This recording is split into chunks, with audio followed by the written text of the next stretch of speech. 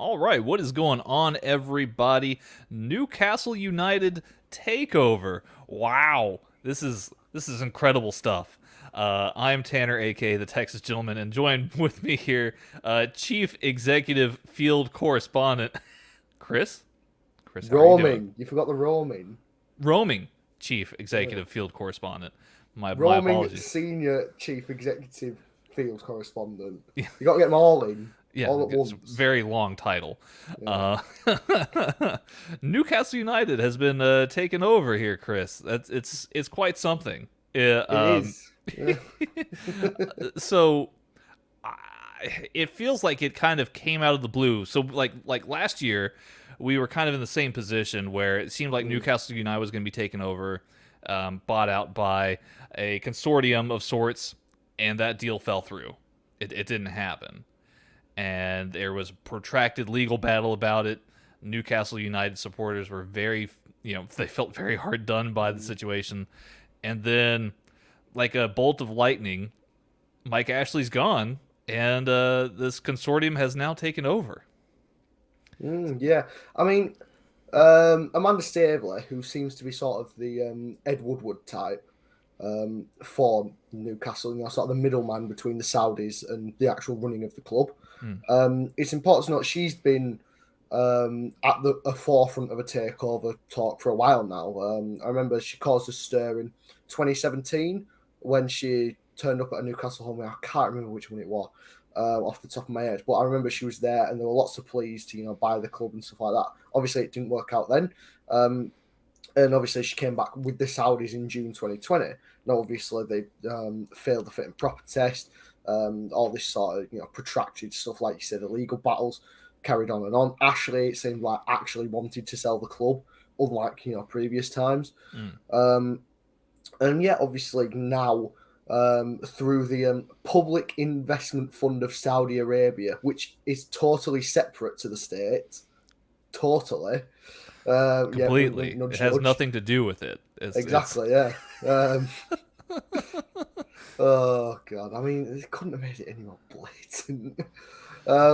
But so, yeah, with the help of Saudi Arabia, hmm. it looks like finally that Staveley has got a club, so to speak. Hmm. So, so why now? What? How did this come together, and why now? Because last year it seemed like things were chugging along just fine. They failed the fit and proper test, as you mentioned. But what's happened now since then to where things have gone the direction that they have?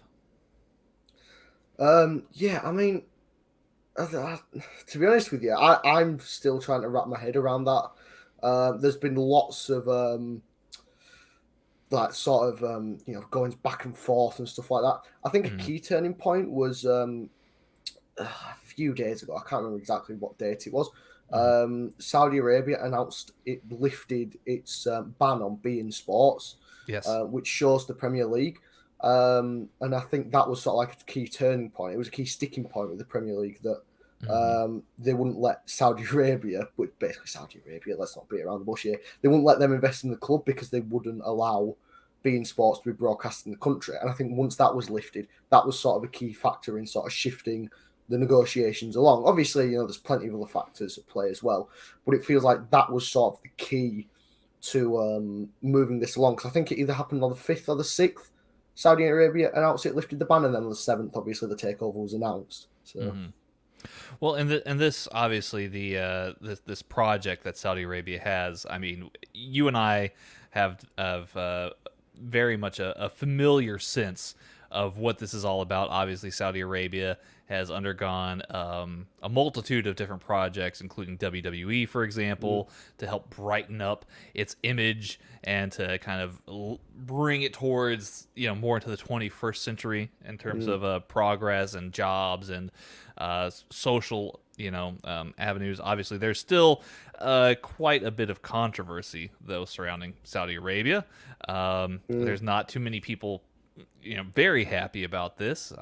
It seemed like one of the big things going on day of the takeover was that, particularly online, there was a lot of joyous Newcastle United fans, and fair play to them. Obviously, they've been through hell and back with Mike Ashley. Yeah. But there was the, the sprinkling of tweets, let's call them, of people reminding that Saudi Arabia has some particularly sketchy human rights issues.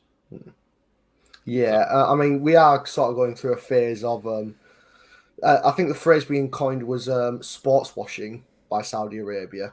And I feel like that's a really apt term. I mean, like you say, there's stuff happening with WWE. Also, the clash on the dunes between Anthony Joshua and Andy Ruiz, the rematch that happened in Saudi Arabia. Just off the top of my head, there's motorsports. There's been some Saudi Arabian Grand Prix been happening. So there's quite a sort of movement from Saudi Arabia to sort of separate people's minds from the alleged killing journalists that are going on, and rather to go towards the sports side. So yeah, that feels like something that is definitely a strategy of the higher ups in Saudi Arabia. And yeah, I do think it is important to remember that there are no nice guys in football. Like, even the good ones aren't good. But yeah, it really just feels like Saudi Arabia are bad. But at the same time, when has football ever cared about that? I mean, look at where the next World Cup's being held. So this is very true, and of course, Manchester City was one of the most vocal opponents of a Newcastle United takeover. Surprise, surprise. Qatar obviously has a big hand in the investment towards Manchester City. And obviously neighboring Saudi Arabia, they have now essentially got a big hand in Newcastle United, which is a pretty big deal, a very big deal. And that's that kind of rivalry, that neighboring kind of feud and dispute was kind of the basis of that BN Sports controversy, where Saudi Arabia was essentially pirating BN Sports and televising those games. So it's pretty crazy in terms of the business and economics of it. I mean, you can find probably a lot more information in depth on, like, The Athletic, for example, in reference to the politics of the BN Sports controversy between Saudi Arabia and Qatar. But let's have a little bit of fun here, Chris. Let's not get too serious. Lighten the mood a little bit. Yeah. Let's not get too serious. Let's talk about Steve Bruce. Let's talk about Steve Bruce. I met Steve Bruce once in a Boundary Mills. Did you? He was buying a suit, and he was a very nice man. Well, let's try and take it easy on Steve Bruce in case he ends up watching it. He says that he won't be bitter if Newcastle United let him go. Oh, that's good of him. Obviously, him leaving is near the top of the list for many Newcastle United fans. It's not. You don't have to be a rocket scientist to be aware that Steve Bruce's Newcastle United has not been pleasant to watch. It's very much the anti-football, if you will, that you prefer. I've heard names. I've heard names from Steven Gerrard to Antonio Conte to Paulo Fonseca to, I saw this morning Graham Potter being linked with the Newcastle United job. Even Arsene Wenger to make a return to have the Newcastle United job. So, Chris, in your mind, what should Newcastle be looking for in a manager? And if you had to pick an ideal candidate, who would you be looking at? Give me some names. Well, personally, I think they should just stick with Steve Bruce. I think he's been doing all right. No, I think it's fair to say that Give him a chance. Give him a chance with the money. Yeah. Let him buy his son. No, I think it's fair to say that Steve isn't exactly the most popular figure on Tyneside. He doesn't seem to be. He doesn't seem to be. No. I don't know what gives me that impression. But yeah, I mean, I do sort of feel bad for him because he was brought in by Ashley to keep him up on a budget, and that's what he's done. Now, whether you think that that's what Newcastle should be having or what they should be looking at, what they should be aiming for, that's a different matter. But he did what he was brought in to do at the end of the day. Yeah. But that isn't what these new owners will look for going forward. I feel like this sort of post takeover period, we're in sort of silly season. Obviously because of the amount of attention that Newcastle's getting. That's all sites are going to be looking at. Football sites is ex players linked to Newcastle, or Newcastle are trying to get Y manager. Bookmakers looking at different managers. Exactly. Yeah. Yeah. So people are just throwing about names. Like you say, there was Conte, there's been Steven Gerrard, there's been Frank Lampard, there's been Graham Potter's one's come up. Like you say, Wenger, Jose Mourinho's one was named. It was bandied about. Benitez is one that I've seen. Even Zidane is someone who I've seen, being bandied about. Imagine Zinedine Zidane arriving at Newcastle upon Tyne. That would be cool. I mean, that'd be interesting. Yeah, I think we're a few years off of that at the very least. Yeah, I feel like the thing is with Newcastle is at this moment in time. Well, currently at this moment in time, they're still in a relegation battle. They're sat on 0 wins and 3 points from 7 games with 16 goals conceded. Like, they have all this money, but they need to put it to good use this season because the squad they have and the manager they have, that's, they were in serious danger of going down. They're still in relegation. If they get relegated the season of this takeover, it's going to be a major pain point. Yeah. And I think it's definitely important not to think, right, well, the end of this season, Newcastle are going to be pushing for Europe. It's a long process. I mean, we saw it with Manchester City. Exactly. It's something that will take time. And I think until they manage to break into that top 4, which will be very hard for them. Look at Leicester. Leicester haven't managed to do it yet, apart from the one season where they won the league. Because the top 4 is so established, there's such a big gap between the top 4 and everyone else. It's going to take a few years to be able to challenge for it properly. So I think it's important to bring in someone who will be able to sort of boost you up to that next level, ready for someone to get you up to the even higher levels, sort of thing. So for me personally, I would be looking at Chris Wilder. I know it's not a name that's been bandied about a lot. I know it's not a fashionable name, but I feel like Chris Wilder's someone who is unemployed for a start, so it should be easy to get into the fold. Rather than having to pay compensation, buyout contracts and all that. It'd be easy appointment, and he's someone who give him a 2 or 3 year contract. You see it out. Someone who can bring stability and who can also help them push on. And then at the end of that contract, Newcastle should be in a relatively stable mid-table position, ready to push on. And then that's when you can bring in your bigger name managers. Because I think for the most part, the bigger name managers that are being named aren't realistic at this moment in time. I mean, Gerrard's holding out for the Liverpool job. I think that's pretty obvious. Yeah. Conte isn't going to... Exactly, yeah. Conte didn't want to go to Spurs, so he's not going to take over a team in the bottom 3. He will have a lot of money, though, to go and splash. He will have a lot of money, but, it's just not going to happen. I don't really know what more to say than that. Who else has been mentioned? Lampard's one who I could see, to be fair. Potter... Potter would be interesting. Potter seems ideal because of the way that Newcastle plays now. He would basically take what they do and just make it a million times better. And I feel like even though Graham Potter, he's not used to spending a lot of money in terms of players. He's not used to making big player purchases. I feel like if he just had his choice of I need this, and this, he could make it work. Especially with the Brighton team challenging the way they are right now. But I mean, I think that he is definitely someone who would be able to get them up to a stable level, like you say. So it would be, another, decent option. Obviously the likes of Zidane or whatever, Mourinho, who's been mentioned, I don't think they're realistic at all. Yeah, Mourinho just started his job at Roma, so I mean, I think he's comfortable right now. Exactly, yeah. I mean, I'm just looking at Sky Bet here. Chris Wilder has the same odds as Diego Simeone and Gareth Southgate. So, I feel like that's interesting company to have.